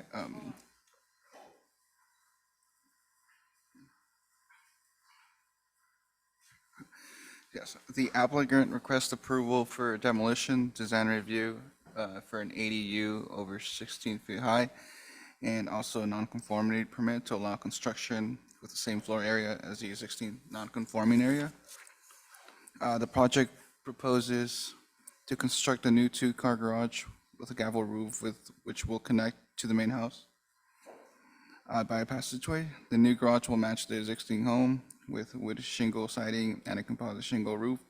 A new deck is being proposed above the passageway and will have painted wood guardrails. There will also be a new driveway gate, entrance gate, and an outdoor kitchen in the backyard. And the front will be rebuilt. The project also includes an ADU, like I mentioned earlier, over 60 feet high, which requires town council approval, and also new landscaping and hardscape are also being proposed throughout the property. And staff request that the ADR group discusses the merits of the project and provide a formal recommendation to town council. Thank you. Please. Am I on here? Yeah, if you stand close, it should be on already. Okay. Good evening, ADR members here and online. My client, Sam Ditter, is here. His wife, unfortunately, doesn't feel well tonight, so she's not here. So I'll just explain briefly. I think the drawings are explaining everything fairly clearly, but I'll explain briefly how we came to this. Our client, we're just basically taking a quite beautiful house and taking the aspects of it that are beautiful and making them hopefully more beautiful, and correcting some of the oddities of the home. And so a few of those were the front porch, where the front elevation of the house, I'll just start with maybe on page A3.1, if we could flip to that. I can just refer to the exterior elevations, and we can refer back to the floor plans if we need to. So on 3.1, the exterior elevation, there is a, if you, 3.1. Okay. Yeah. Okay, so you can see before there and after. So on the top elevation there, we have the before elevation, and there's a porch on the side there that just sort of, if you look at the interior floor plan, it just sort of goes to nothing. And so on the lower level, we've taken that porch off, so it took some of the bulk and massing off the side of that home. And so if we slide back up to the top part.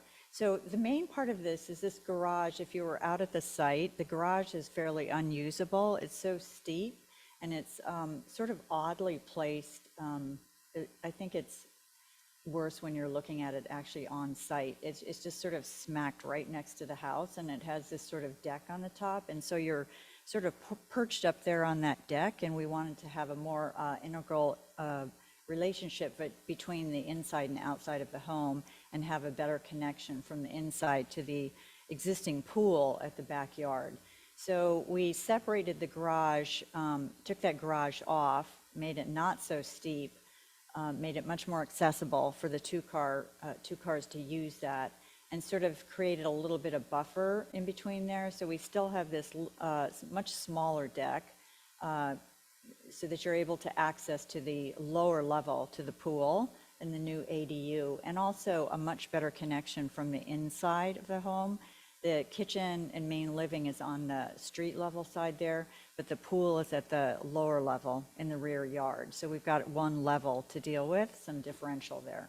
So that was basically the program requirements. And so, and then we created an ADU behind the pool there that is completely compliant, similar to the project previous, that we're just asking for a little bit of height on that because of the grade differential. And we've created a storage level below that ADU unit, which is just completely storage for equipment, and it's got a very low ceiling height, 7 foot, or slightly less than 7 foot. So that, if you had any questions, I was here to answer questions, but I think that briefly explains the project. I had one question just from looking at the story poles. Does the pitch of the garage roof match the pitch of the house roof? Yes. It does? Okay. Yeah. It was hard to tell. It looked more flat to me. Okay. Yeah, no, I think that's just the story poles, but it's a little bit lower. There's parts of it on the porch area and the ADU, so it's sort of a combination of. And the garage structure and the ADU are completely, I mean, they're kind of symmetrical back and forth, so they have a really nice relationship to one another on the site there. And the landscape team is on, I think, Zoom, so if you had any questions for the landscape, they're also here to speak. Okay. Do any other ADR members have a question of the design team?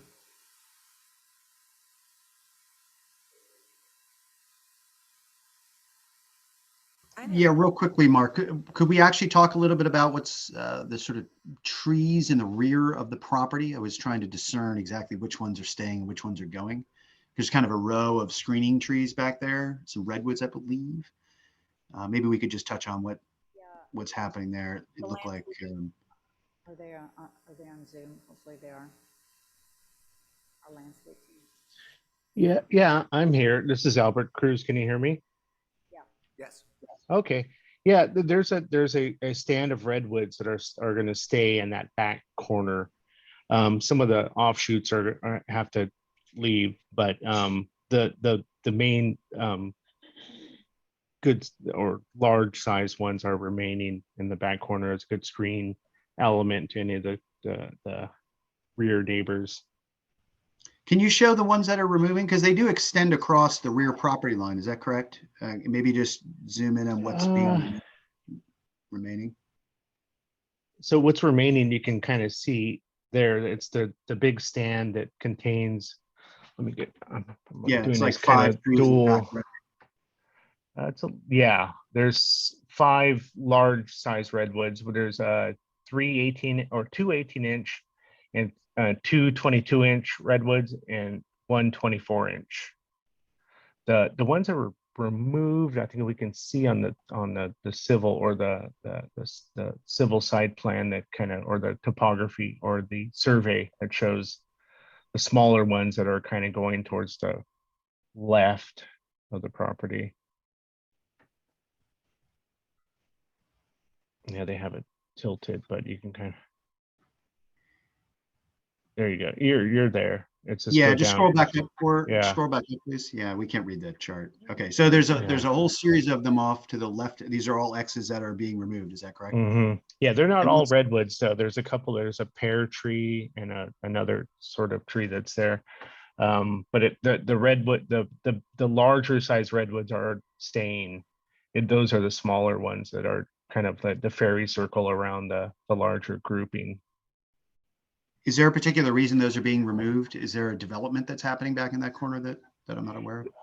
There is a bioretention planter that is going to be there just to meet the stormwater control measures for the project. Thank you. Mhm. Are there any other ADR questions? I'm sorry if I didn't hear this or if it's shown somewhere. Where's the pool equipment planned? Or does that already exist? The pool equipment is going to be under the ADU. It's part of the storage facility that they're doing. Thank you. And adjacent to that ADU, there's a note on the well, I guess it'd be the east side, I think. There's a generator or something on that. There's a dotted line on the left-hand side, number 35, I think my old man eyes say. The storage tank, to be relocated. Oh, okay. Yeah. Okay. There is an existing storage tank to be relocated. I see 25, a generator. Maybe just point where that one is.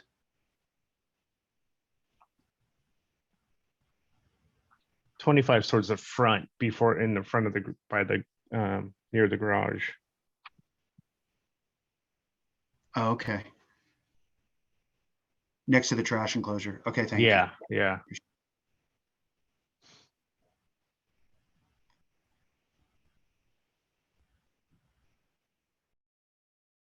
Any other questions? I just have two questions. So sorry if I missed it, just this, where all those redwood trees are being removed and in some part for the bioretention, is there additional screening that's going in then to protect those neighbors from looking at the ADU? At this time, we just have vines on the fence themselves, on the rear fence. But you're talking towards I guess it would be the north or the project north side, northwest looks like. But at that point we just have vines on the fence itself. Okay, thanks. And then is it possible just to see the section through the ADU again, just to kind of understand? I know the height at the pool, the floor height at the pool is higher than on the rear side of the ADU. But I just wanted to see that one more time. So that should be on A4.1. There's a section through the ADU there. So the backyard is lower, or so the rear side of the ADU is, and that's where it exceeds the height a little bit there.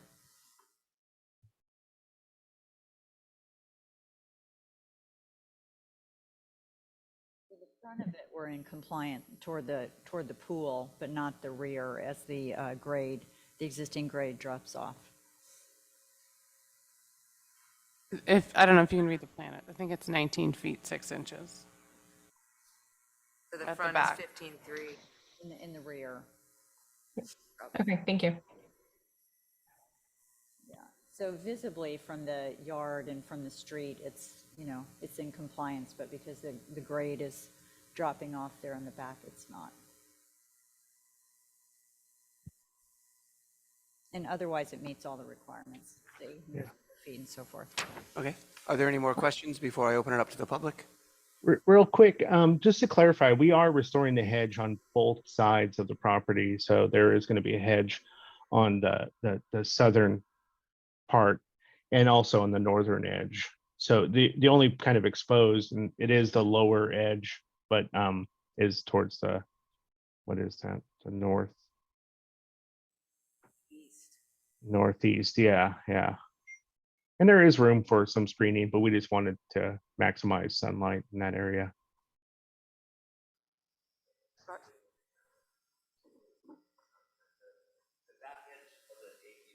Please get up to the microphone just so people. Yeah, no problem. Sam Ditter, property owner.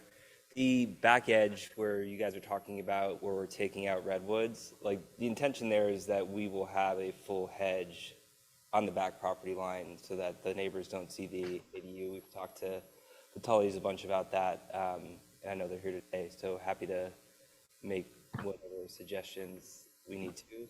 We've also talked about those redwoods with them, and I think they wanted more sun that would go to their property, and so that was part of why we were removing them. But again, you guys should comment if you have concerns with them.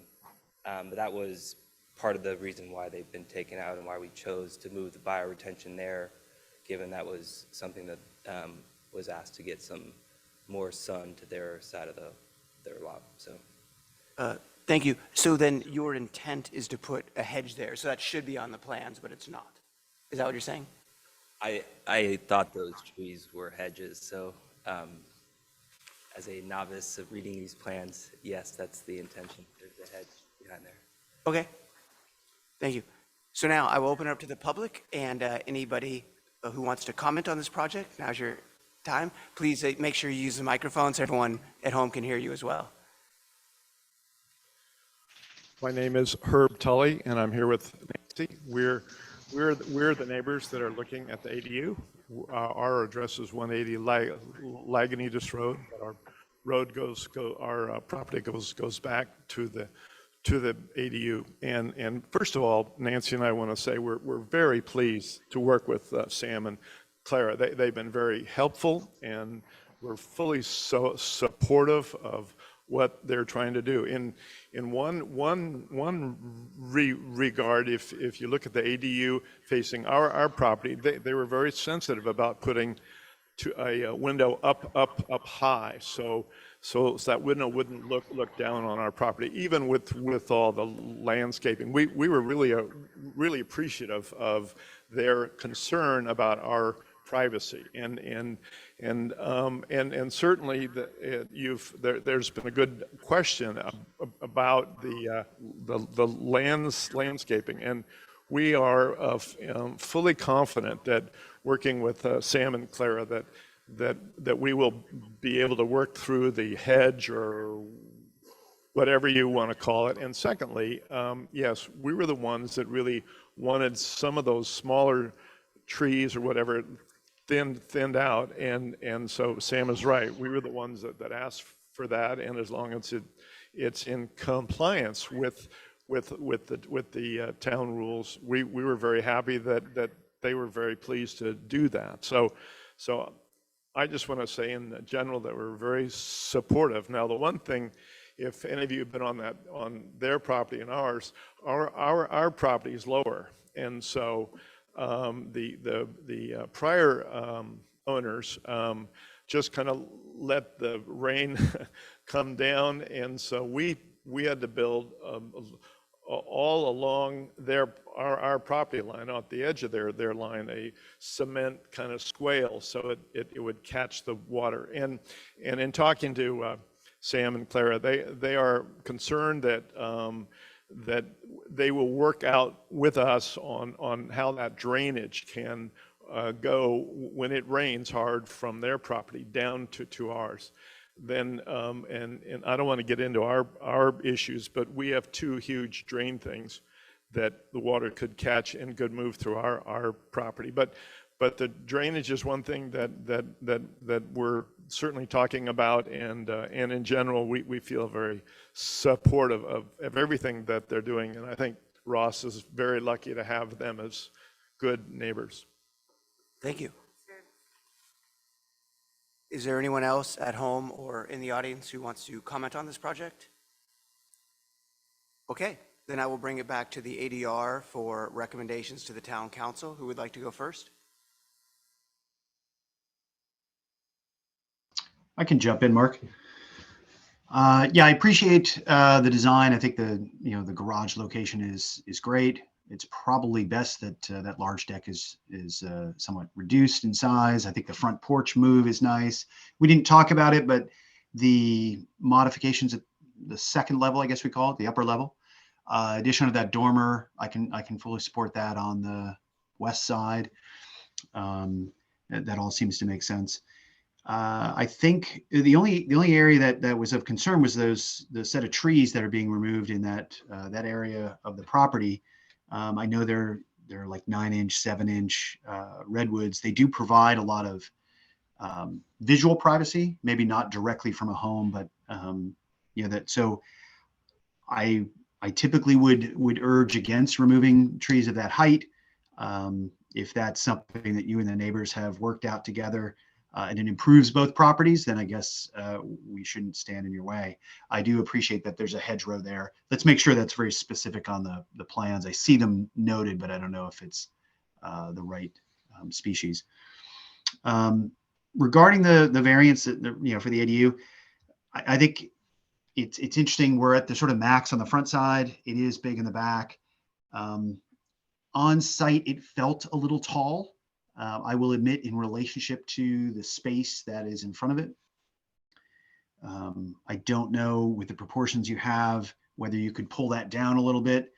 I don't think you're going to get it down to compliance. I think that would probably be unreasonable on the backside. So my gut tells me it's a little bit too tall based on the space in front and the sort of presence of it. But a foot here, on the plate height might improve that. But I don't think you're going to get it down. So you're still going to require a variance for that particular piece. I think those are my comments. That height is the only concern I really have. And if there was any way to keep pulling that down a little bit so it didn't feel as dominant in the rear yard, I think that'd be improved overall. Overall, I can support the project as designed, but I'd still like to see that kind of come down a little bit. Thank you, Mark. Like to go next? Well, I have a question actually, presenting Barbara. The plate height of the ADU, what is that before it springs the roof? It's, the doors are 8 foot, and then it's got a small kind of cornice piece there, and the plate is 9. So it's not very tall from our perspective. I measure 9'9". 9 foot. 9'9" inches. To the plate. I don't have my scale here, I'm sorry.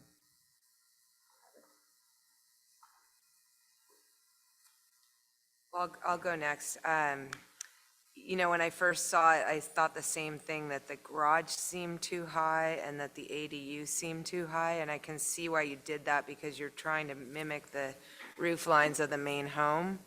So I kind of get why you did that.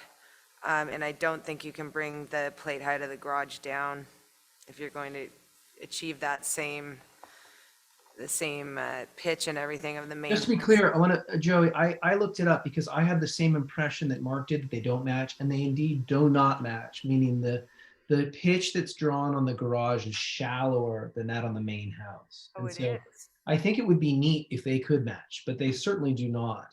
By just a bit, but I think it's one of those things that creates like the rest of the architecture is so beautiful, and Right. mimicking the pitch exactly would be really great if possible. But so Actually, just I as you, did. I thought they did, at least in the They rendering. don't. Close, they're close. They're We pretty were- close. We were doing between the porch and the house. The house has got a couple different roof pitches, so. the predominant gable pitch does not match the gable pitch on the. Right. So I think that would be a great move. I actually thought it was. And that's why I could support the garage that seemed a little too tall to me. The ADU, I also felt, does it really need to be that tall in the front? What would happen if you brought the plate height down a foot, just to make it a smaller building in the front, just smaller overall? My drawings here aren't scaling, but I don't mind going down to 9. If it's 9'9", and you're right, if you're right about that. I mean, Well, that's I thought we were talking about the plate at the ADU. Yes. Yeah. And we're talking about two things here. Sure, but I measured the plate height of the ADU electronically, and it's 9'9" on the inside. But I don't know about the garage.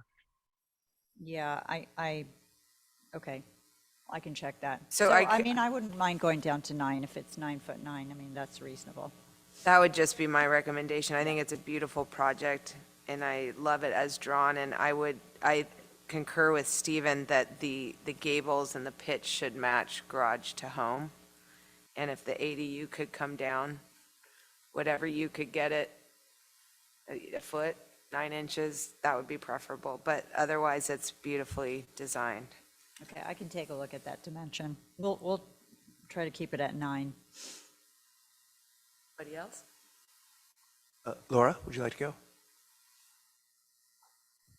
The only other thing I would have to add, and it sounds like you guys are already working closely with your neighbor, so, you know, maybe you guys are doing exactly what works best for both of you, but just along that eastern lot line, it looks like the hedges only go part way and then it stops where the bioretention is, and then there aren't any further south. So I guess I just would think it might make sense to have the hedge continue the whole length of that lot line, just so they're not looking at a building, but maybe there's something that you guys have worked out that I don't understand. So, and you guys have already kind of covered the height of the ADU and the roof pitch, so that's it. All right, thank you. Yeah, so for me, I would approve the project as done with the exceptions of one, they should draw in the hedge that the owner said he was planning on putting in there, just so it's in the plans. Two, the pitch on the garage should match the pitch of the main gable and the house in the front. And three, I also agree that the ADU should be lowered at least those 9 inches, if not slightly more. And so I'm fine with it being slightly taller than 16 feet because of the hillside, but it doesn't mean you need to be so high in front and then have the hillside. Great. So Thank you. thank you.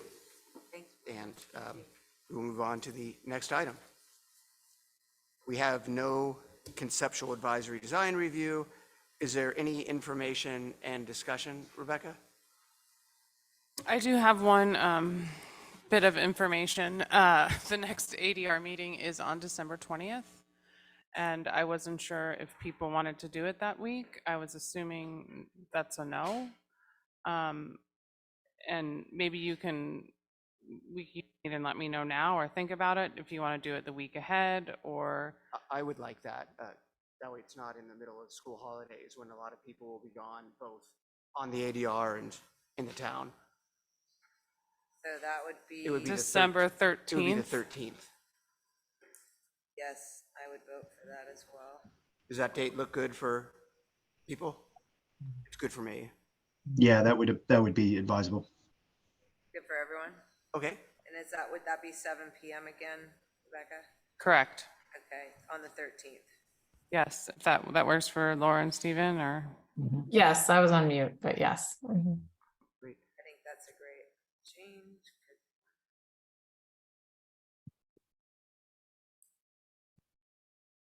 And I was informed that we are not allowed to discuss the housing element plan, so if people want to comment on that, they should do so in writing, just as individuals, sending it to the town council with your ADR expertise will be noted by them for the whatever relevant parts you want to comment on. or send them to me. So I have a question about that. If we were to do that, does it really matter? I mean, isn't the town compelled to do this by law? So it doesn't matter what we think? Well, you're entitled to your opinion on our sites inventory. This is our draft housing element. We are gathering comments from the public and taking those comments to the town council on December 8th. And then hopefully after that meeting, we'll send it up to HCD, and then they have 90 days to review it. So if you do have comments on it, personally, I'm working on it. We'd welcome them now while we're in the draft phase. Right. I think particularly Mark was asking, or someone was asking the question, there are suggestions in there about what responsibilities the ADR should have or what processes, right? So I think that was something that seemed germane to discuss, but because it wasn't noticed, so we can't discuss it. I think that's what Mark is thinking. Right, so if people you can do just- have comments, People can please. write down their comments and give it to the town if you have comments. The one thing I don't want is ADR twice. No. Don't Alternatively, the alternative to discussing it now is we could have a special meeting if you guys would like. I'm sorry, I was just, okay, forgot about that. If the ADR would like to comment together in a quorum and not violate the Brown Act, then we can have a special meeting, and I'm open to that. If you guys want to do a daytime meeting, I have flexibility if that's what you guys would like. So if people want to have a meeting about it, we can do that. Otherwise, people can write something. Stephen, because it comes down. Stephen down. I don't think a meeting is necessary. I'd also, I'll do it thumbs down. Rebecca, could you just remind us the date for comments are due, I think the 17th, is that correct? That's the 30-day commenting period. We're taking it to the council on December 8th. So I'll write the staff report the week after Thanksgiving. So if you could get them to me. Prior to that. Okay, thank you very much. Yeah, I appreciate it. All right. Thank you, everybody. So I move to adjourn the meeting. Second? All right. Thanks. Have a nice night. Hey. Thanks, everybody. Thank you.